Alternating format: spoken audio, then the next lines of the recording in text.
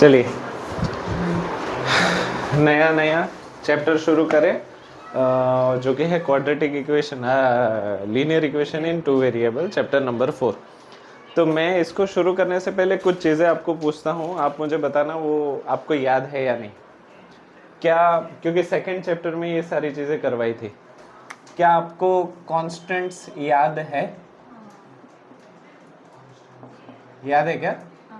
क्या आपको वेरिएबल्स याद है? क्या आपको एल्जेब्रा याद है? क्या आपको एल्जेब्रा और पॉलिनोमियल के बीच का डिफरेंस याद है? ना याद हो तो बताना, मैं याद करवाता जाऊंगा। नहीं याद है? वो अमरेंद्र बाहुबली, महेंद्र बाहुबली, हाँ, इसको कोई भी साइन चलता है, positive, negative, rational, decimal. Polynomial को नहीं चलता, पॉलिनोमियल्स के टाइम करवाया था। Okay, algebra, polynomial. फिर आपको टर्म्स याद है? Monomial, right, binomial, trinomial, quadrinomial. और याद करिए, दो से ज्यादा होते थे ना तो उसको, दो या दो से ज्यादा को पॉलिनोमियल ही बोलते थे। इसके अलावा आपको डिग्री याद है? जैसे कि 1 डिग्री हो तो लीनियर, 2 हो तो वेरी नाइस, फिर क्यूबिक, 3 हो तो क्यूबिक, और 4 हो तो बाइक्वाड्रेटिक,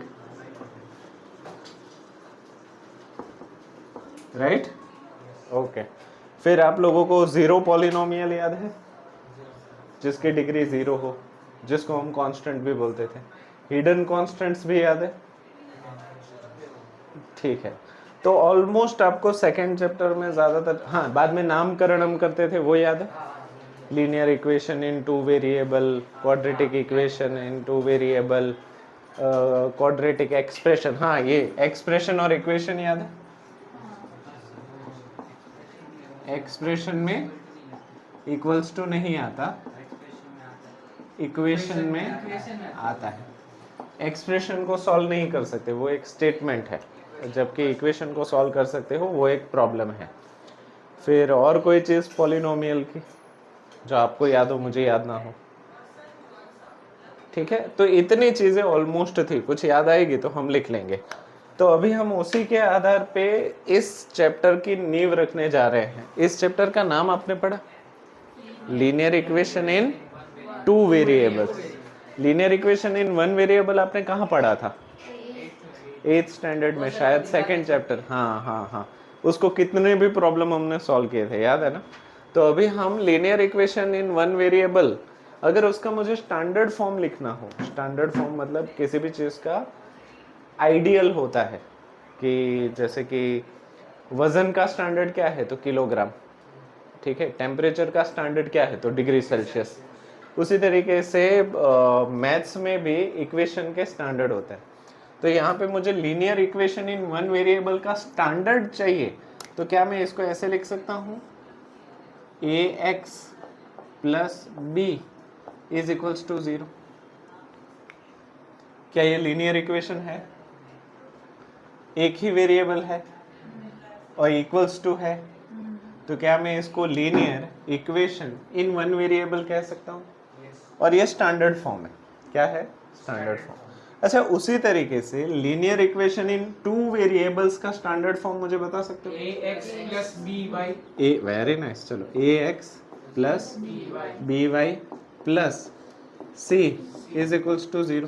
तो आप लोग देखोगे कि आखिर में तो कांस्टेंट आता है, ठीक है। यहाँ पे भी कांस्टेंट था, यहाँ पे भी कांस्टेंट था।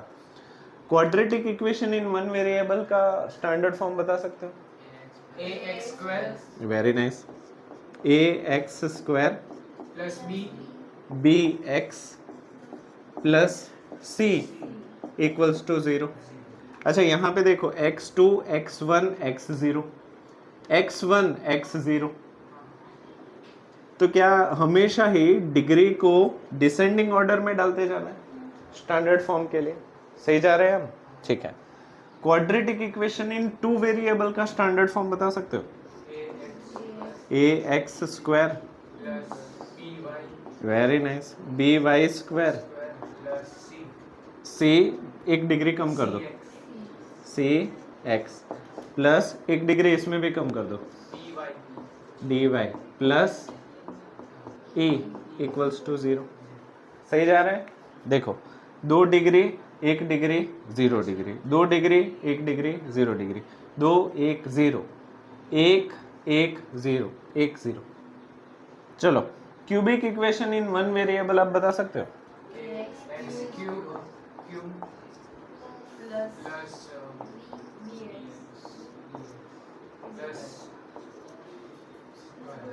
Plus C X plus D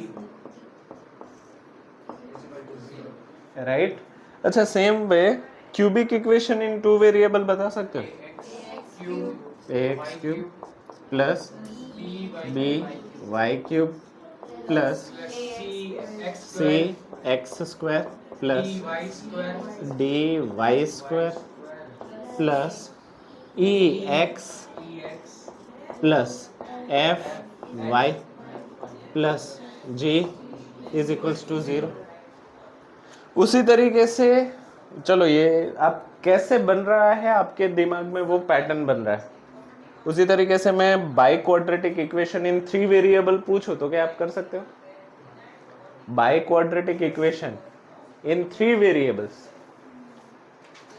चलो आपको थोड़ी थोड़ी वो लिखना नहीं है, बस प्रैक्टिस करना है। मुझे बताओ लीनियर इक्वेशन इन 3 वेरिएबल्स का बताओ। चलो 3 variables plus plus C G C Z plus D equals to 0। Quadratic equation in 3 variables बताओ।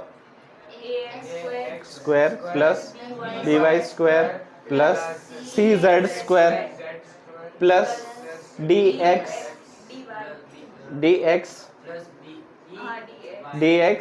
ई Y F G plus E F G equals to 0। चलो उसी तरीके से क्यूबिक इक्वेशन इन 3 वेरिएबल्स बताओ। Cubic equation in 3 variables plus B Y cube plus C Z cube plus D x square plus E Y square plus F Z square plus G X plus H Y plus I Z plus J equals to 0। उसी तरीके से चलो last but not the least biquadratic equation, A B C D खत्म ना हो जाए अभी। Biquadratic equation in 3 variables. Biquadratic मतलब हाईएस्ट डिग्री इज 4, तो A X 4 plus B Y 4 plus C Z 4 X Y Z नहीं डब्ल्यू लेना पड़ेगा, तो ये डब्ल्यू से शुरू करो। A W 4 plus B X 4 plus C Y 4 plus D Z 4। ABCD हो गया, वो 4 पावर हो गया। अभी आगे की 4 एबीसीडी और 3, हाँ तो A B C D E F G H, A X cube F Y cube G Z cube और एच डब्ल्यू क्यूब। वो डब्ल्यू पहले लेना था पर चलेगा। चलो A B C D E F G H I J K L, तो आई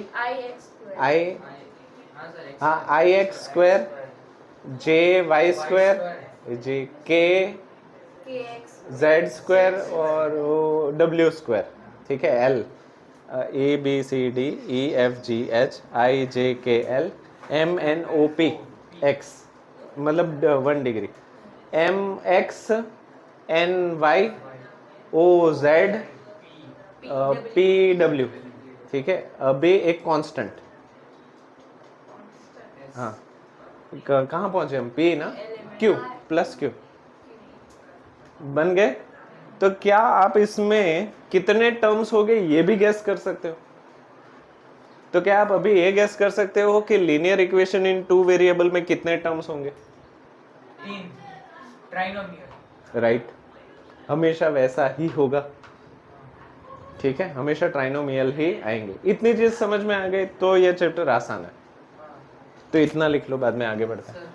हाँ जी, अगर हम करते करते ऐसे Z तक पहुंच गए, हाँ, उसके बाद अल्फा बीटा गामा डेल्टा, वो भी खत्म हो जाए तो बड़ी एबीसीडी छोटी एबीसीडी, वो भी खत्म हो जाए तो गुजराती क क ख ग घ च, ये इनफाइनाइटली मैनी होता है। चलिए आगे बढ़ते हैं। Example 1, write each of the following equation in the form of ax plus by plus c equals to 0। यानी कि linear equation in two variable के स्टैंडर्ड फॉर्म में सबसे पहले आपको कन्वर्ट करना है।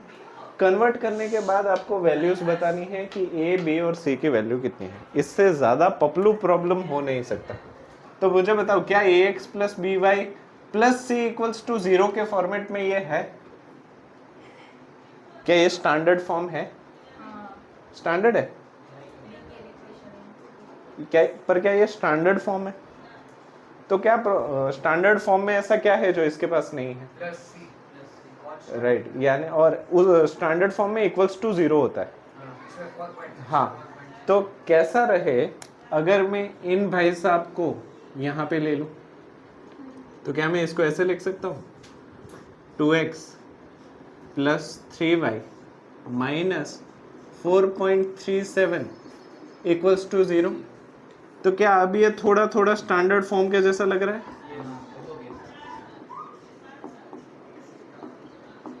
हाँ या ना? अगर इसको हम स्टैंडर्ड फॉर्म के साथ कंपेयर कर ही रहे हैं तो a, b और c की वैल्यू बता दो। a is equals to 2, b is equals to, c is equals to minus 4.37। खत्म। हाँ जी, इतना ही करना है। चलो सेकंड वाला आप करवाओ। क्वेश्चन कितने मार्क का है? ये पूछना ही नहीं चाहिए। ये ऐसे भी कोई क्वेश्चंस होते हैं? एक ही वो भी एमसीक्यू में पूछेंगे भाई। ये 4 1 मार्क्स के लिए पूछूंगा मैं। नहीं ऐसे नहीं, पर ये काफी वो सिंपल चैप्टर है। इसका मकसद यही है कि आने वाले चैप्टर्स में आप स्टैंडर्ड फॉर्म को पहचान पाए, क्योंकि 10वीं में बहुत सारे स्टैंडर्ड फॉर्म आएंगे, क्यूबिक आएंगे, क्वाड्रेटिक आएंगे, 1 वेरिएबल आएंगे, 2 वेरिएबल आएंगे। तो उस वक्त ये ऐसी पहचान हो ना, तो ऑब्जेक्टिव्स आप आराम से निकाल सकते हो। कि आपको कोई पूछ ले कि लीनियर इक्वेशन इन 2 वेरिएबल में y का कोएफिशिएंट क्या है, तो ऐसे सवाल जो है वो आप आसानी से कर पाओ। चलो दूसरा वाला करवाओ। क्या ये स्टैंडर्ड फॉर्म है? नहीं, क्यों नहीं है? सिर्फ इसमें y नहीं। हाँ, y इस तरफ है, तो क्या यहाँ पे इसको भी मैं इधर लेके आ जाऊँ? यहाँ पे नहीं, बीच में। तो क्या मैं इसको ऐसे लिख सकता हूँ x minus √3y minus 4 is equals to 0। क्या ये अब ax plus by plus c के फॉर्म जैसा लग रहा है? तो कोई मुझे बता सकता है a कितना है? वाह, मुझे पता ही था, 1 है ना। x थोड़ी है, x तो है ही।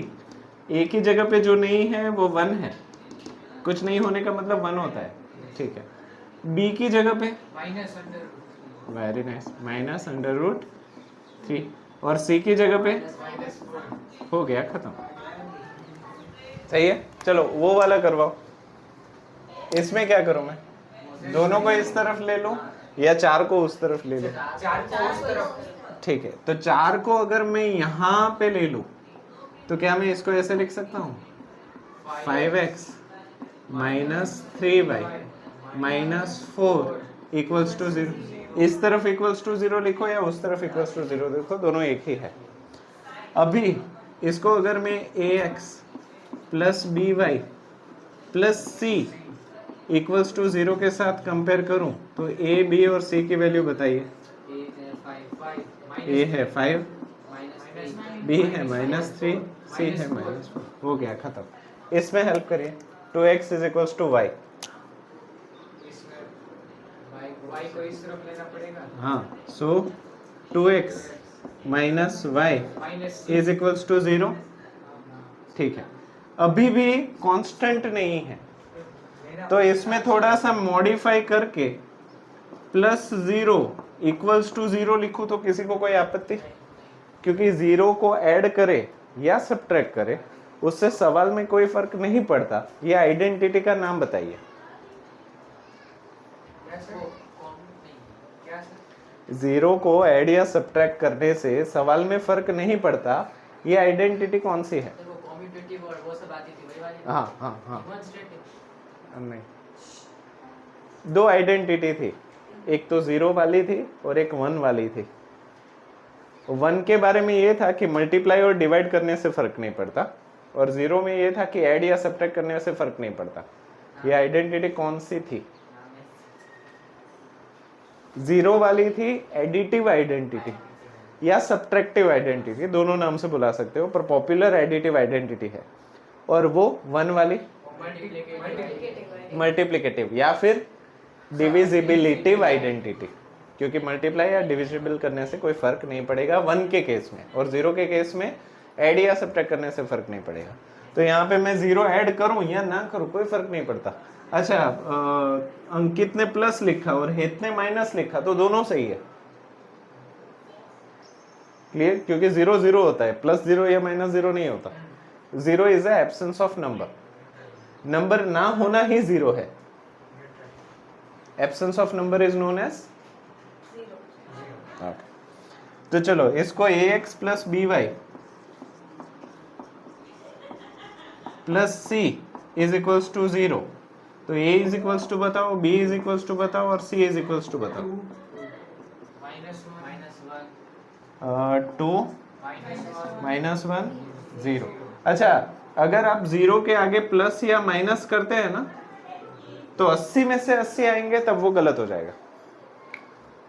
80 आउट ऑफ 80 निकालते वक्त ये गलती आपको महंगी साबित हो सकती है, क्योंकि 0 कभी प्लस और माइनस हो ही नहीं सकता। 0 बस 0 होता है।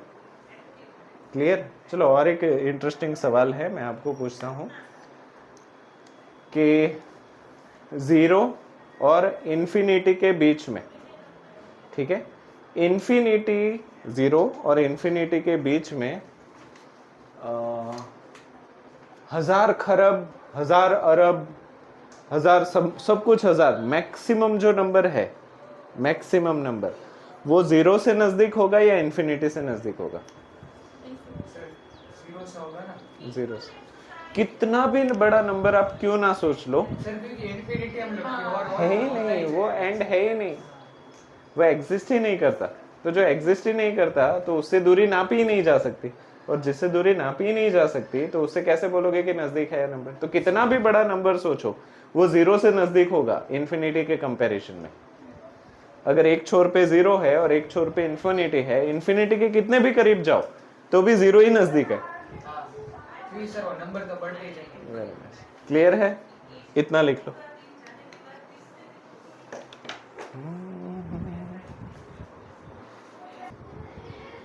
चलिए, सिमिलर प्रॉब्लम एक्सरसाइज 4.1 का क्वेश्चन 2 है। बारी बारी से आप मुझे ए बी सी लिखवाएंगे। शुरू करते हैं मान्यता। पहले क्वेश्चन का ए बी सी तीनों लिखवाइए। ए 2 बी 3 सी -9.35, 5 के ऊपर बार सिर्फ, ठीक है। दूसरे का 1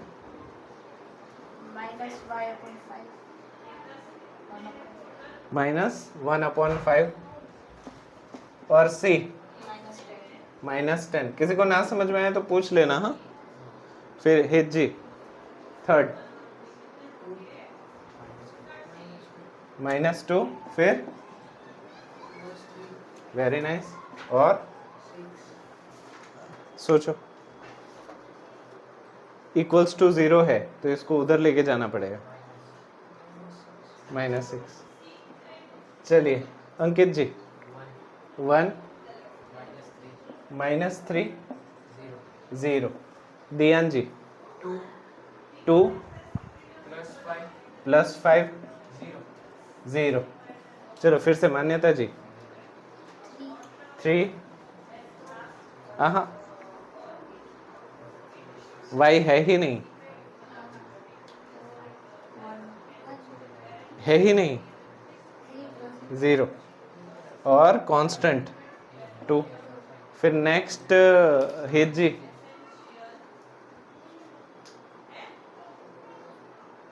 इसमें x है ही नहीं, 0।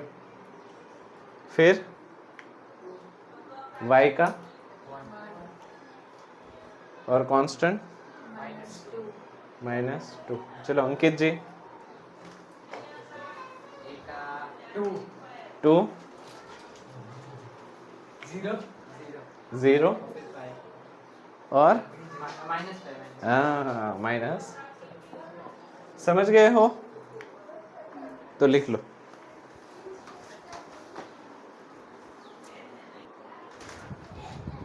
चलो एग्जाम्पल नंबर 2 सवाल पढ़ेंगे तो आपको ज्यादातर चीजें क्लियर हो जाएगी। Write each of the following as an equation in 2 variable. इन सारे को लीनियर इक्वेशन इन 2 वेरिएबल के फॉर्म में कन्वर्ट करना है। किस में कन्वर्ट करना है? लीनियर इक्वेशन इन 2 वेरिएबल का स्टैंडर्ड फॉर्म क्या है? ax plus by plus c equals to 0। पर फिलहाल यहाँ पे एक ही वेरिएबल है, दूसरा वेरिएबल है ही नहीं, तो हमें उसको, हाँ जैसे कि यहाँ पे देखो, अगर इसको मैं यहाँ पे ले भी लूं तो ये क्या बनेगा? x plus 5 is equals to 0 बनेगा। पर अभी भी दूसरा वेरिएबल मिसिंग है, तो क्या मैं इसको ऐसे लिख सकता हूँ? x plus 0y plus 5 equals to 0। तो क्या ये लीनियर इक्वेशन इन 2 वेरिएबल का स्टैंडर्ड फॉर्म हो गया? खत्म। हाँ और क्या। चलो y इज इक्वल्स टू 2, उसको क्या लिखा? y minus 2 is equals to 0। y है, x नहीं है। 0x plus y minus 2 equals to 0।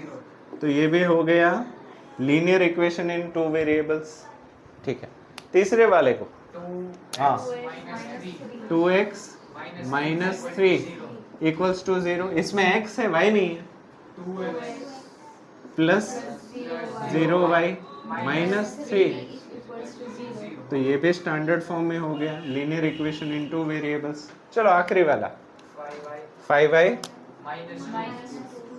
Minus 2 equals to 0। इसमें x नहीं है। 0x प्लस 5y माइनस 2, खत्म। इजी, लिख लो।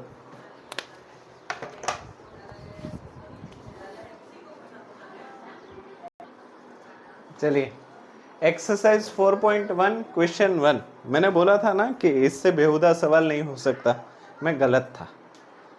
ये रहा उससे भी बेहुदा सवाल। The cost of a notebook is twice the cost of a pen.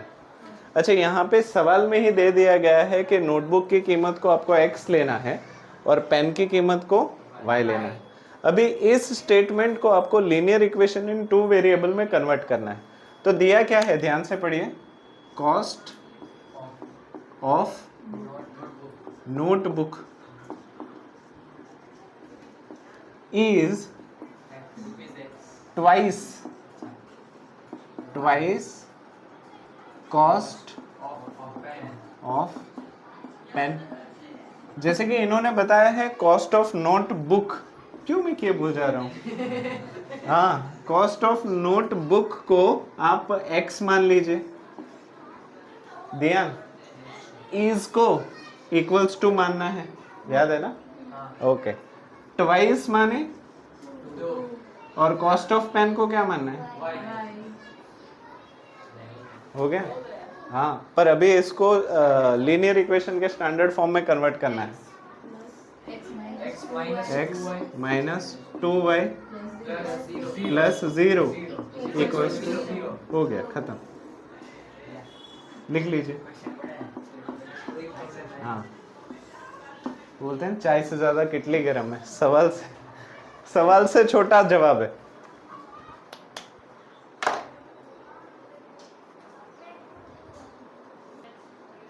चलिए, second half of a movie, ठीक है, हमारे चैप्टर का second half, solution of a linear equation. Linear equation in two variable का सॉल्यूशंस हमें निकालने हैं।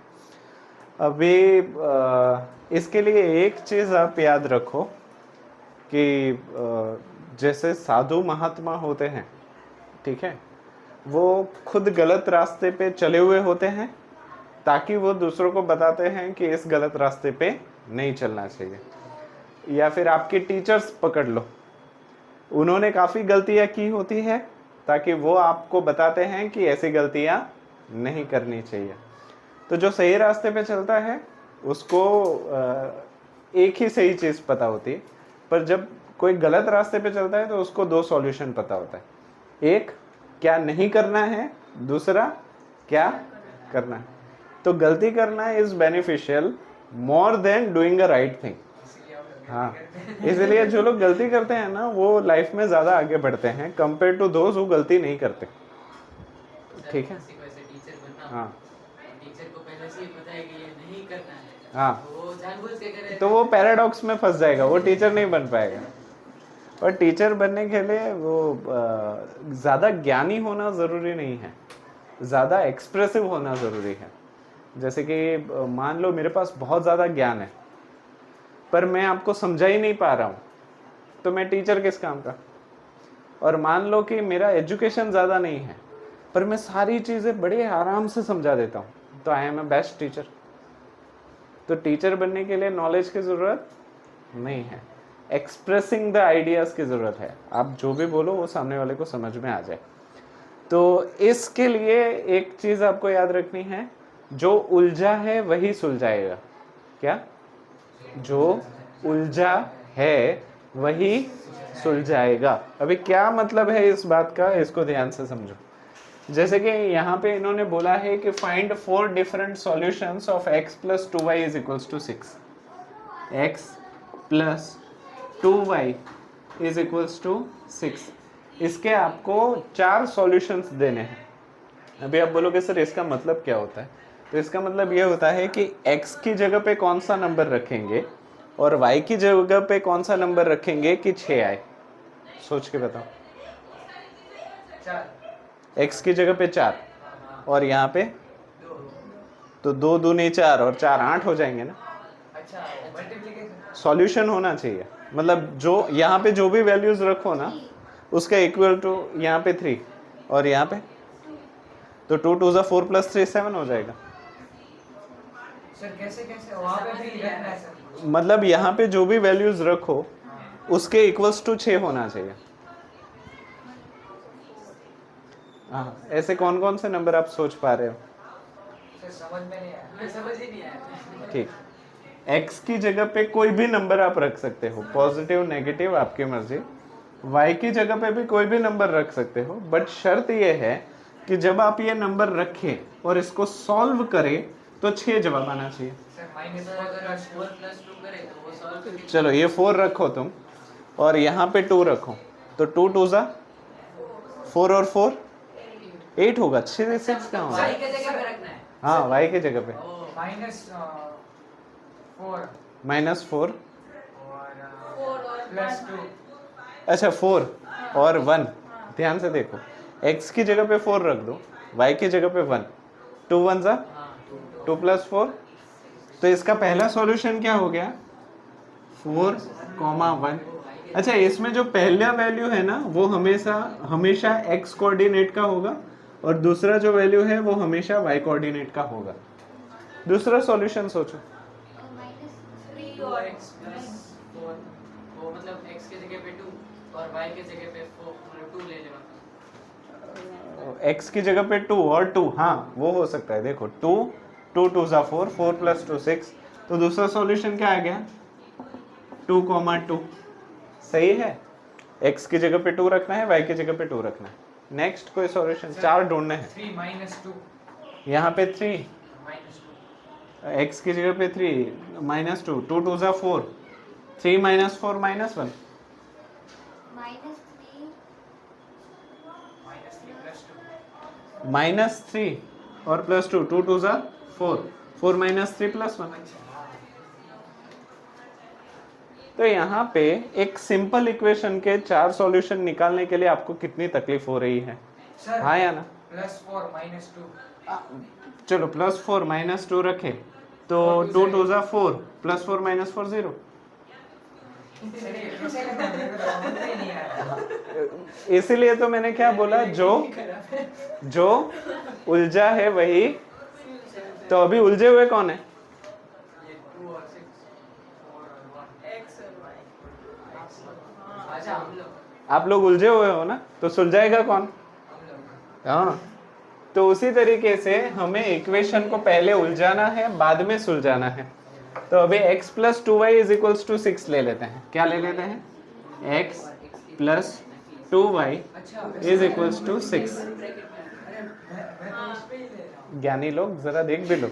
चलो अभी मैं y को उलझाऊंगा, कैसे? सामने भेज के।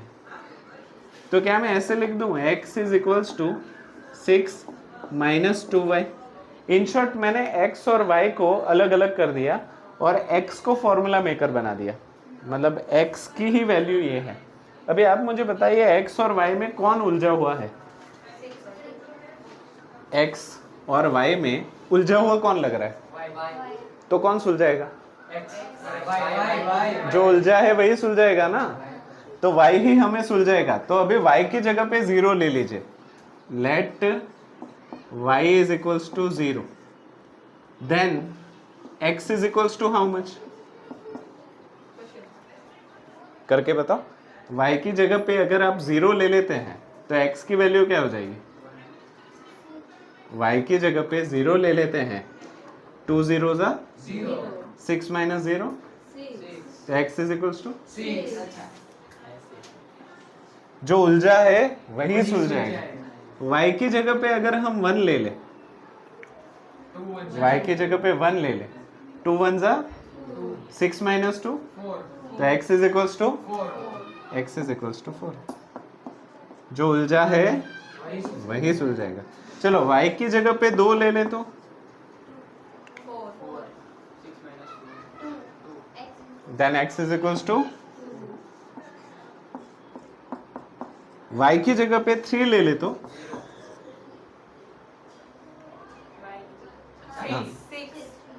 6 - 6, देन x = तो हमारे पास 4 सॉल्यूशन कौन कौन से हुए? पहले x लिखना है, बाद में y लिखना है। तो मुझे बताओ, पहला सॉल्यूशन 6 0, दूसरा 4 1, तीसरा 2 2, चौथा 0 3। हमें कितने सॉल्यूशन बोले थे? 4 सॉल्यूशन। कितने ढूंढ लिए? कितने हो सकते हैं?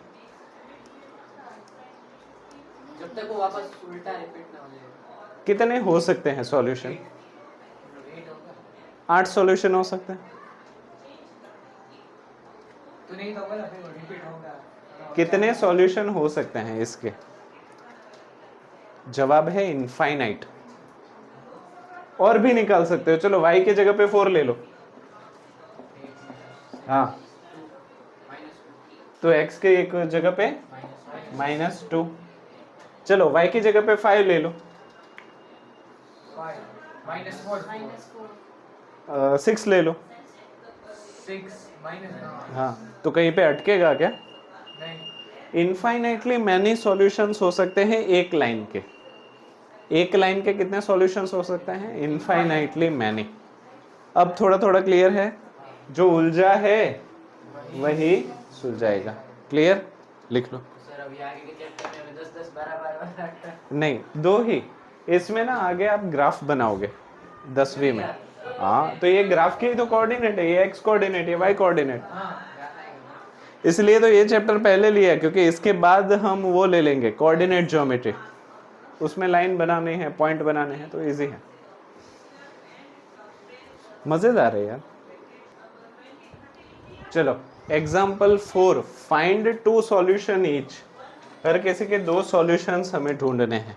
ठीक है, तो पहला काम है x को अकेला करना, यानी कि y को उलझाना। तो पहले इक्वेशन में क्या मैं ऐसे लिखूं? 4x is equals to 12 minus 3y, यानी कि x is equals to 12 minus 3y whole divide by 4।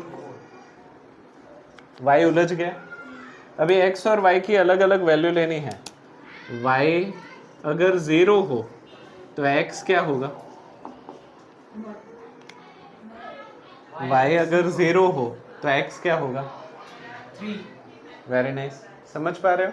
देखो y की जगह पे 0 रख दो, 3 zeros are 0, तो 12 माइनस 0 12 12 अपॉन 4 4 3 4 3 सा, तो x is equals to 3। y की जगह पे अगर 1 हो तो x की जगह पे, ये आखिरी सॉल्यूशन है, दो ही निकालना है, सर अभी दो ही बोला है, 2 सॉल्यूशंस। 9 आ जाएगा। हाँ देखो y की जगह पे 1, 3 1 सा 3 3 3, 12 माइनस 3 9 अपॉन 4, ठीक है। पर मेरी एक फ्री की सलाह मानना, हमेशा ऐसे ही नंबर लेना जिससे इंटीजर ही मिले। इंटीजर मतलब पॉजिटिव, नेगेटिव या जीरो। ये फ्रैक्शन लेने के लिए क्यों मना कर रहा हूँ आपको पता है? सर फिर वो उसका आगे करना पड़ेगा। नहीं, हाँ मान लो ये फ्रैक्शन लेने के लिए मैं क्यों मना कर रहा हूँ, ये भी सही सॉल्यूशन है, गलत नहीं है, पर इसको लेने के लिए मैं क्यों मना कर रहा हूँ, सोचो। नहीं, जब ग्राफ बनाना होगा तब इस पॉइंट को ढूंढने में तकलीफ होगी। डेसिमल कहाँ, हम ग्राफ में वो 1-2 नंबर मुश्किल से ढूंढ पाते हैं, इसमें तकलीफ हो जाएगी। तो चलो एक काम करते हैं, भले ही इसमें 2 बोले हैं पर मुझे एक और सॉल्यूशन ढूंढ के दो जो नंबर ही दे, चाहे भले ही पॉजिटिव नेगेटिव दे। चलो 2 के बारे में सोचो। 6 12 माइनस 6 अपॉन 4 नहीं चाहिए। नेक्स्ट 3 के बारे में सोचो। 9 तो 12 माइनस 9 3 अपॉन 4 नहीं चाहिए। 4 के बारे में सोचो। सर ये सर आ जाएगा। 4 3 सा 12, 12 माइनस 12 0, 0 अपॉन 4 0। तो y की जगह पे अगर हम 4 ले ले तो x की वैल्यू 0 आएगी। इसको ग्राफ में दिखाना इजी है, इसको ग्राफ में दिखाना मुश्किल है।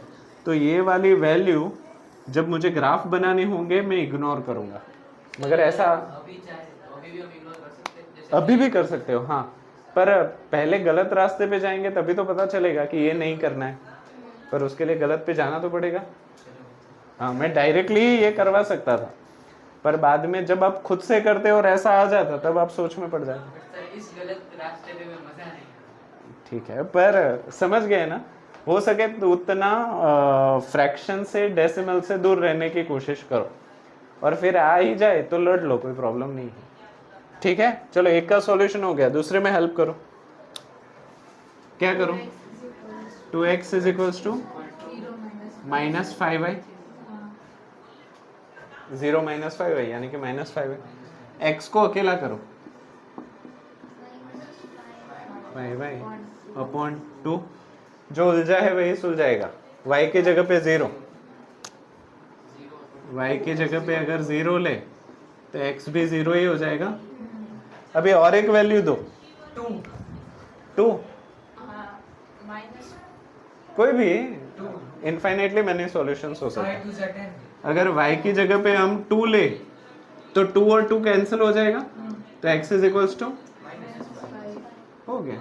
इसको ग्राफ में दिखा भी सकते हैं। खत्म। चलो लास्ट वाला हेल्प करो। 3y, इसमें x तो है ही नहीं, so 3y is equals to minus 4, so y is equals to, तो इसके सॉल्यूशंस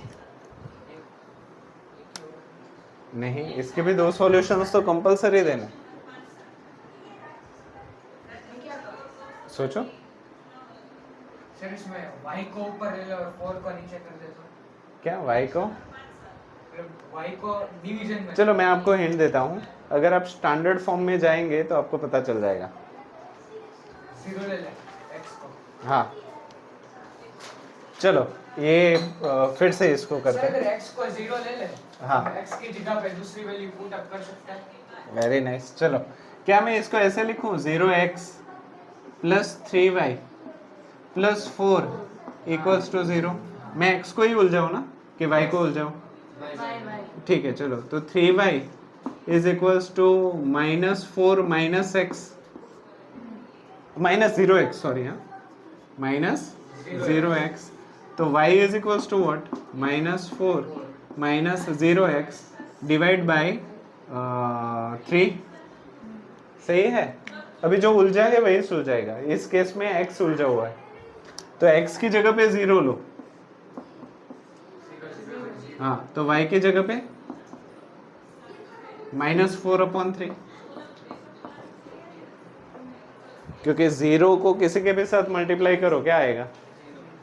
x की जगह पे 1 लो, y is equals to -4/3, x की जगह पे 2 लो, y is equals to -4/3, x की जगह पे 3 लो, हाँ, y is equals to -4/3।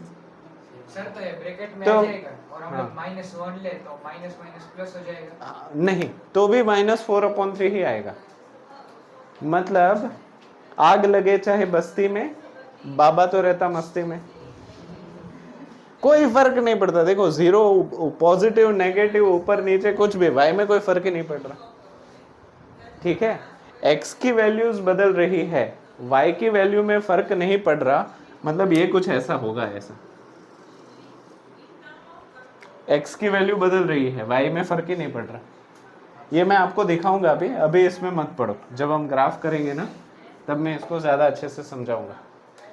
In short ये हॉरिजॉन्टल लाइन है, और वो भी नीचे की तरफ, ऊपर की तरफ भी नहीं, क्योंकि y नेगेटिव है।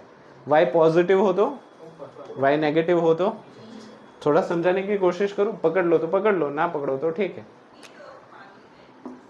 x axis, y axis, x x dash, y y dash, positive integers, negative integers, positive integers, negative integers.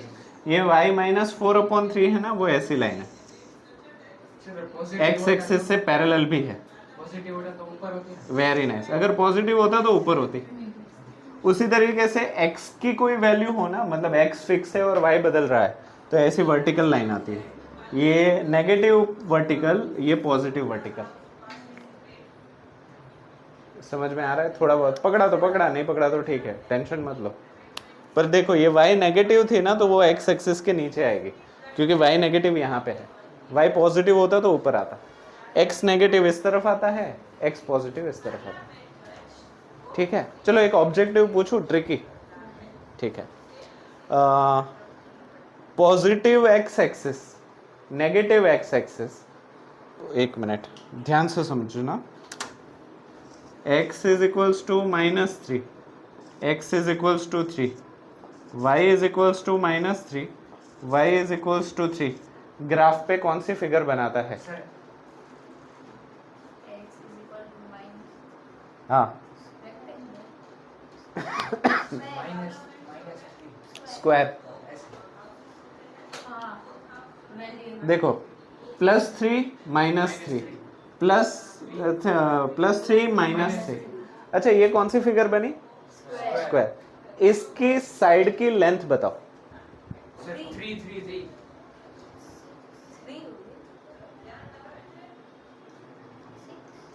6 +3 -3 total,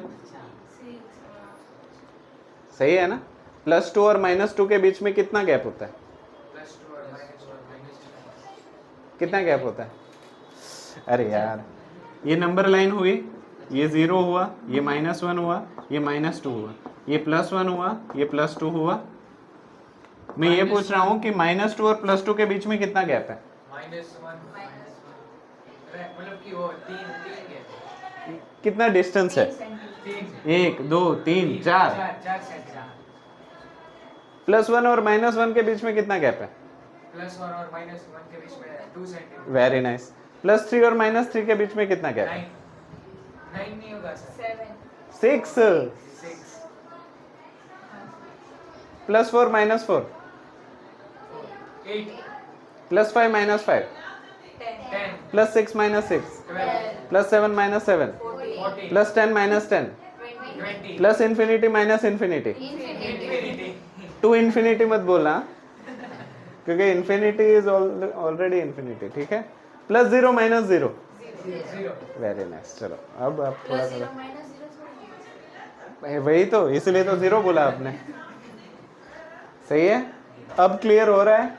तो ये जो ऑब्जेक्टिव है ना, वो ओलंपियाड जैसे एग्जाम्पल में पूछ लेते हैं कि ये कौन से, मतलब ये जो ग्राफ पे फिगर बना रहा है उसकी लेंथ बताओ, 1 मार्क। क्लियर है? एक बात के लिए बस। हाँ, चलो लिख लो।